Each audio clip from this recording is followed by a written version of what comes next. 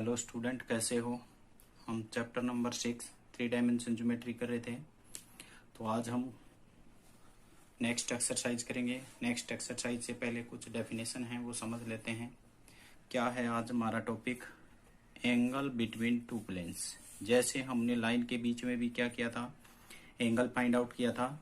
जैसे हमारे पास लाइन थी, क्या होती थी, r is equal to A1 plus lambda of B1 और r दूसरी इक्वेशन होती थी A2 plus mu of B2। तो एंगल कैसे निकालते थे? Cos of theta.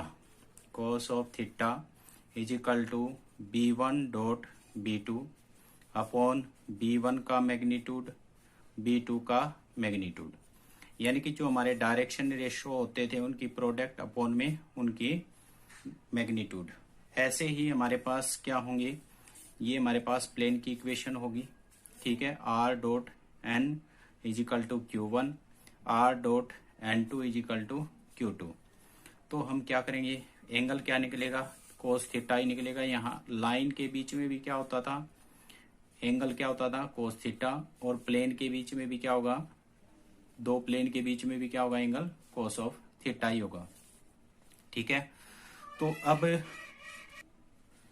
Cos of theta क्या होगा, cos of theta is equal to N1 dot N2, N1 का मैग्नीट्यूड और N2 का मैग्नीट्यूड, यानी कि N1 और N2 क्या हमारे डायरेक्शन रेशियो,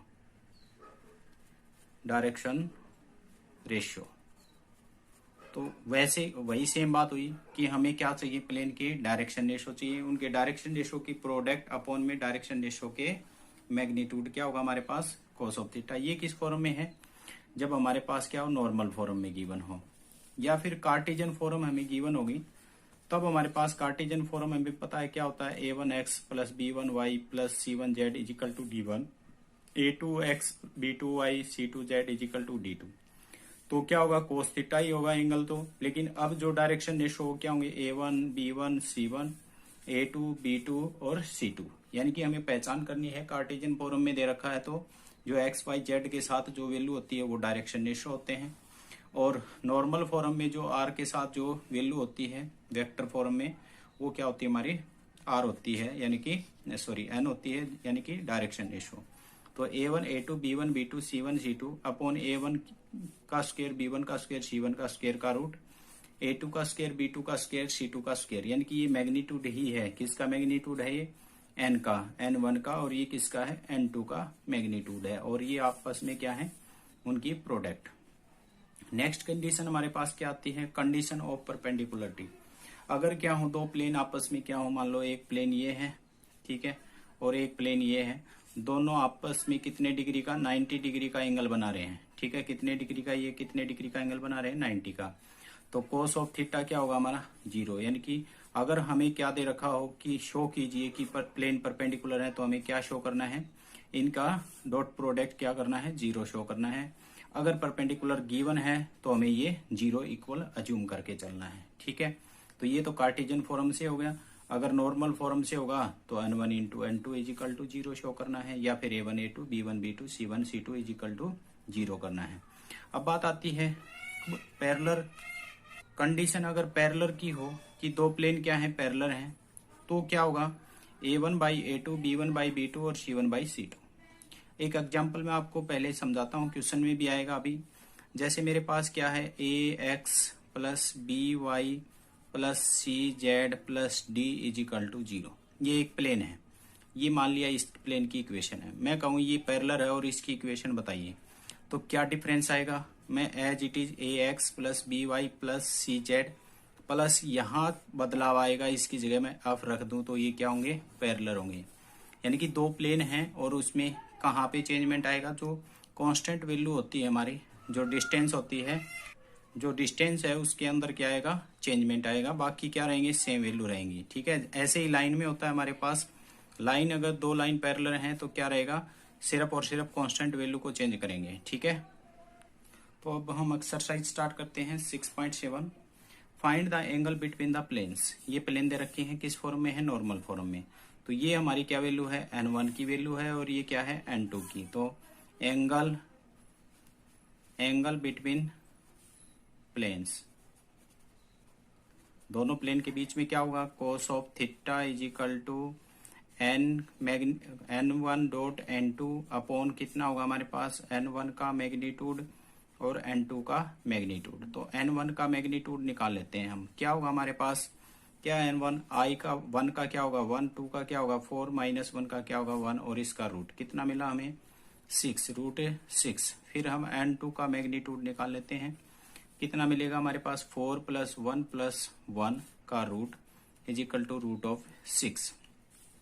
तो अब यहाँ वैल्यू में रखते हैं cos of theta is equal to कितना मिलेगा हमारे पास, n1 की वैल्यू क्या है हमारे पास i plus 2j negative k, ठीक है, और n2 की वैल्यू कितनी है हमारे पास 2i negative j negative k, और अपॉन में इनका मैग्नीट्यूड यानी कि root 6 into root 6, i into I करेंगे तो 2 नेगेटिव 2 और क्या होगा negative negative positive upon root 6 कितना होगा 6 आ जाएगा, एक नेगेटिव एक पॉजिटिव। तो यहाँ से क्या मिला हमें, cos of theta is equal to 1/6, theta is equal to cos of inverse 1/6। तो ये क्या आया हमारे पास, दोनों प्लेन के बीच में एंगल। ये था हमारे पास नॉर्मल फॉर्म में। अब एक एग्जांपल लेते हैं हम क्वेश्चन नंबर 2 के द्वारा। क्या होगा हमारे पास, एंगल फाइंड आउट करना है तो cos ऑफ थीटा, अब हमें पता है क्या करना है, a1 a2 plus b1 b2 plus c1 c2 upon में a1 का स्क्वायर प्लस b1 का स्क्वायर प्लस c1 का स्क्वायर इंटू a2 का स्क्वायर प्लस b2 का स्क्वायर प्लस c2 का स्क्वायर, ठीक है। तो हमें पता है ये हमारी a1 है, ये b1 है, ये c1 है, ये a1 ये b1 ये c1, ठीक है, ये a2 ये b2 ये c2। आपको ये कॉपी में अच्छे से राइट करना है। तो मैं यहाँ मैग्नीट्यूड निकालता हूँ, क्या निकलेगा हमारे पास रूट ऑफ दिस, इसकी वैल्यू फाइंड आउट करते हैं तो क्या होगा 4 प्लस में 1 प्लस में 1 यानी कि रूट ऑफ 6, और इसको करेंगे तो क्या आएगा हमारे पास 1 का 1 प्लस 1 प्लस 4, फिर से क्या आएगा रूट 6 आएगा। इनकी प्रोडक्ट करेंगे तो cos ऑफ थीटा, इसकी और इसकी प्रोडक्ट करेंगे तो कितना मिलेगा 2, इसकी और इसकी प्रोडक्ट करेंगे कितना मिलेगा 1, और इसकी और इसकी प्रोडक्ट करेंगे तो कितना आएगा 2, ठीक है। ये क्या हो जाएगा नेगेटिव आएगा, यहाँ पे ये पॉजिटिव है ये नेगेटिव, तो नेगेटिव अपॉन में कितना होगा रूट 6 इंटू रूट 6, तो कितना है cos of theta, cos of theta is equal to 4 में से 3 अपॉन 6 कैंसिल आउट होके कितना बना 1/2, cos of theta is equal to 1/2, तो theta is equal to cos of inverse 1/2। अब हमें पता है cos ऑफ थीटा 1/2 कहाँ होता है, 60 डिग्री पे होता है। तो 60 डिग्री या तो 60 डिग्री लिखें या फिर theta is equal to radian में चेंज करेंगे तो कितना मिलेगा हमारे पास π/3 मिल जाएगा। तो एंगल कितना मिला हमारे पास दोनों प्लेन के बीच में π/3। तो नेक्स्ट क्वेश्चन नंबर 3 करते हैं। क्या कर रखा है, show that the plane this and this are perpendicular. इसका अर्थ क्या हुआ हमारे पास n1 dot n2 is equal to 0 show करना है, ये बात शो करना है हमें, यानी कि cos of theta is equal to 0, ठीक है। तो हम करते हैं परपेंडिकुलर n1 डॉट n2 लेकर चलते हैं तो क्या मिलेगा हमारे पास negative i negative j plus k dot product किसके साथ 2i negative j plus k, इसकी डॉट प्रोडक्ट करेंगे कितना मिलेगा -2, और इसका करेंगे नेगेटिव नेगेटिव पॉजिटिव 1, और इसको करेंगे तो 1, दोनों को कैंसिल आउट होके कितना आया 0। तो हमें क्या मिला, both plane are perpendicular, both plane are perpendicular, ठीक है। नेक्स्ट क्वेश्चन नंबर 7 क्या है, इफ प्लेन्स, ये कार्टेशियन फॉर्म में दे रखा है, ये दोनों प्लेन की इक्वेशन है, आर परपेंडिकुलर, दोनों परपेंडिकुलर हैं एक दूसरे के, each other, find the value of lambda, lambda की वैल्यू फाइंड आउट करनी है। तो हमें पता है क्या मिलेगा, a1 dot a2, sorry vector नहीं आएगा, a1 dot a2 plus b1 dot b2 plus c1 dot c2 is equal to 0, ये बात हमें गिवन है, ठीक है। तो गिवन है तो हम क्या करेंगे 2 इंटू 1 कितना मिलेगा 2 प्लस लैम्डा इंटू नेगेटिव तो क्या आ जाएगा नेगेटिव लैम्डा, और इसको करेंगे तो कितना मिलेगा हमारे पास 21 लैम्डा। ठीक है, 3 7 जा 21 लैम्डा इज इक्वल टू 0। यहाँ से करेंगे तो 2 negative lambda plus 21 lambda is equal to 0। यहाँ मिलेगा 20 लैम्डा इज इक्वल टू 2 किसका हो जाएगा नेगेटिव, ये इधर आएगा तो lambda is equal to negative 2/20, 2 से कैंसिल आउट एक हो गया, lambda is equal to negative 1/10। तो लैम्डा की वैल्यू फाइंड आउट करनी थी तो हमारा आंसर आ गया। क्वेश्चन नंबर 5 क्या कह रहा है हमारे पास, find the equation of the plane parallel to the plane this passing through the point this. ठीक है, हमें एक प्लेन दे रखा है, ये प्लेन है जिसकी इक्वेशन ये गिवन है। हमें क्या करना है, एक और प्लेन बनाना है, ये ए प्लेन मान लिया, ये बी प्लेन मान लिया, इसकी इक्वेशन फाइंड करनी है। ठीक है, इसकी इक्वेशन को फाइंड करना है। तो अभी मैंने बताया था क्या चेंज करना है, सिर्फ किसको है कांस्टेंट वैल्यू होती है उसको चेंज करना होता है पैरेलल में। तो हम क्या करेंगे, पहले इसको कार्टेशियन फॉर्म में चेंज कर लेते हैं, या फिर आप इसको एज इट इज भी रख सकते हैं।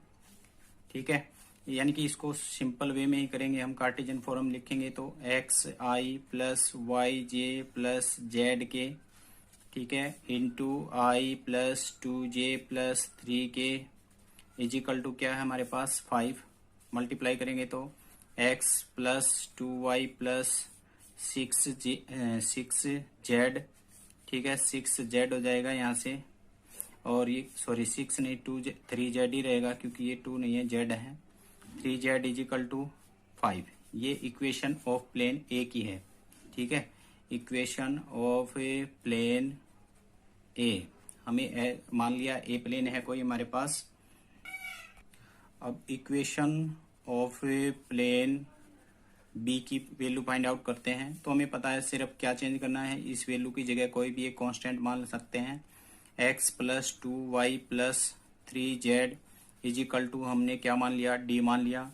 ये हमारे जो न्यू प्लेन है वो किसकी है, b की इक्वेशन है, लेकिन अभी तक हमारे पास d की वैल्यू फाइंड आउट नहीं है, जबकि हमें जो इक्वेशन ऑफ b की जो फाइंड आउट करनी है उसका एक पासिंग पॉइंट दे रखा है, यानी कि 3 -1 और 2 वैल्यू ऑफ प्लेन बी। ठीक है, बी का क्या है, या फिर पासिंग पॉइंट बोल सकते हैं, passing point of A B, यानी कि ये जो पॉइंट है वो किसका है, बी का पासिंग पॉइंट है। तो पासिंग पॉइंट है तो इक्वेशन को सेटिस्फाई करेगा। तो यहाँ पे हम क्या करेंगे, x की जगह क्या रख देंगे 3, y की जगह -1 तो -2 हो जाएगा, और z की जगह 2 रखेंगे तो 6 इज इक्वल टू डी। तो कितना बचा है 1 1 5 6 7, यानी कि d की वैल्यू कितनी आई 7। तो इस सेकंड में यहाँ d की जगह पुट करेंगे तो हमारे पास x plus 2y plus 3z is equal to 7। ये हमारी क्या है, new equation of A plane. ठीक है, जो हमें रिक्वायर्ड था उसकी, यानी कि बी प्लेन की इक्वेशन बोल सकते हैं हम। तो ये हो गया हमारा question number 5। Next question number 7 है हमारे पास, क्या कर रहा है, find the equation of the plane passing through the point this and this. मान लिया हमारे पास ये क्या है, एक प्लेन है, कोई भी एक पॉइंट है, उस पॉइंट की वैल्यू क्या है हमारे पास 1 है, -1 है और 2 है, दूसरा क्या है 2 है, -2 है और 2 है। ठीक है, दोनों पासिंग पॉइंट है, इसका अर्थ क्या हुआ, ये इक्वेशन को सेटिस्फाई कर सकते हैं। ठीक है, तो उसके बाद क्या कर रहा है, परपेंडिकुलर टू द प्लेन, और एक कोई प्लेन होगा हमारे पास जो क्या है इसके ऊपर परपेंडिकुलर है, और उसकी इक्वेशन क्या हमारे पास ये गिवन है। तो हम क्या करेंगे, पहले तो इसकी इक्वेशन बनाते हैं। ठीक है, इक्वेशन ऑफ, मान लिया इसको बी प्लेन बोला है, इसको ए बोला है, तो equation of A plane B, तो मैंने बताया था हम कैसे फॉर्म लेंगे, a into x minus x1 plus b into y minus y1 plus c into z negative z1 is equal to 0। ये हमने क्या मान लिया, इक्वेशन ऑफ ए प्लेन मान लिया। ठीक है, अब ये इक्वेशन है हमारी किसकी है, जो बी प्लेन की है उसकी। तो हमें पता है 1.1 -1 और 2 passing point of plane B. ठीक है, प्लेन बी का पासिंग पॉइंट है तो हमें पता है इसको सेटिस्फाई करेगा, यानी कि x1 की जगह क्या रख दें हम 1 रखेंगे तो क्या आएगा a into x negative 1 plus b into y negative क्या हो जाएगा +1 plus c into z -2 is equal to क्या मिलेगा 0। तो ये हमारे पास एक इक्वेशन हो गई। अब बात आती है हमारे पास क्या कि जो सेकंड पॉइंट है वो भी इसी प्लेन का है, तो क्या हमारे पास 2 -2 और 2 क्या है पासिंग पॉइंट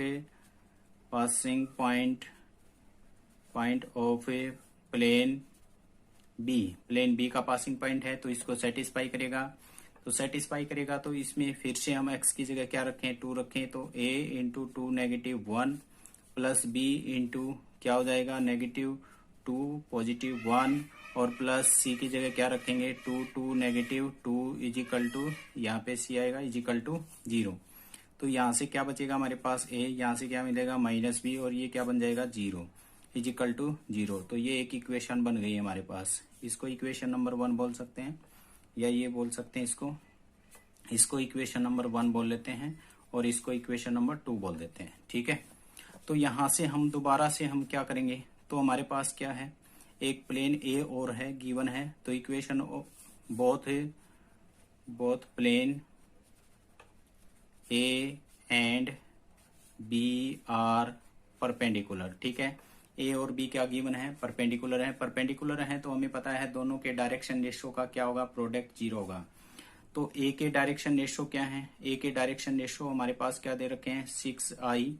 ठीक है, ये हमारे क्या है डायरेक्शन रेशियो है 6i -2j और ये क्या हो जाएंगे प्लस का 2k। और बी का जो डायरेक्शन रेशियो है वो क्या है हमारे पास, बी का डायरेक्शन रेशियो क्या है हमारे पास ए बी और सी। तो यहां से हम दोनों की प्रोडक्ट को 0 रखेंगे तो कितना आएगा 6a प्लस नेगेटिव कितना हो जाएगा 2b plus 2c is equal to 0। Equation number 3 इनको हम क्या कर लिया 3rd इक्वेशन मान लिया। अब हमारा काम क्या है ए बी सी की वैल्यू फाइंड आउट करें और इक्वेशन 1 में रख दें तो हमारा क्या बन जाएगा इक्वेशन ऑफ प्लेन बन जाएगा। तो हम क्या करते हैं 2 और 3rd को क्या करेंगे a -b plus 0c is equal to 0। इन दोनों को हम क्या करेंगे क्रॉस मल्टीपल मेथड से क्या निकालेंगे इनकी वैल्यू निकालेंगे। तो वैल्यू निकालते हैं यहाँ से ए बी सी की, तो कितना आएगा ए को छुपाएंगे तो 0 नेगेटिव +2। ठीक है, अपॉन इसको करेंगे तो ये क्या हो जाएगा 2 -0 तो 2 और इसको छुपाएंगे तो कितना मिलेगा c अपॉन कितना मिलेगा हमारे पास -6 और +2। ठीक है, ये मिल गया।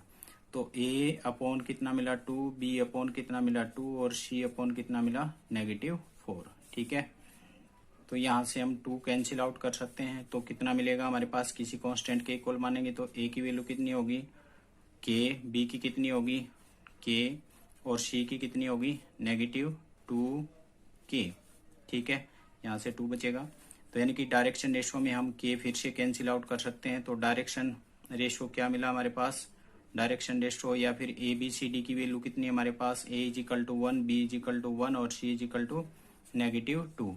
ये वैल्यू किस में पुट कर दें पुट इन 1 में पुट करेंगे 1 में पुट करेंगे तो हमारे पास क्या मिलेगा 1 into x -1 plus 1 into y +1 और प्लस नेगेटिव हो जाएगा 2 इंटू जेड -2 इजिकल टू 0। अब इसको सोल्व कर देंगे तो x -1 और ये क्या मिलेगा प्लस y +1 -2 जेड और प्लस का 4 इजिकल टू 0। तो x प्लस वाई -2 जेड 1 से 1 कैंसिल आउट होके प्लस का 4 इजिकल टू 0। ये हमारी क्या बन गई इक्वेशन ऑफ ए प्लेन जिसकी हमें रिक्वायरमेंट थी। तो किसी बच्चे को यहाँ तक कोई भी डाउट है तो कमेंट सेक्शन में कमेंट करके जरूर बताएं।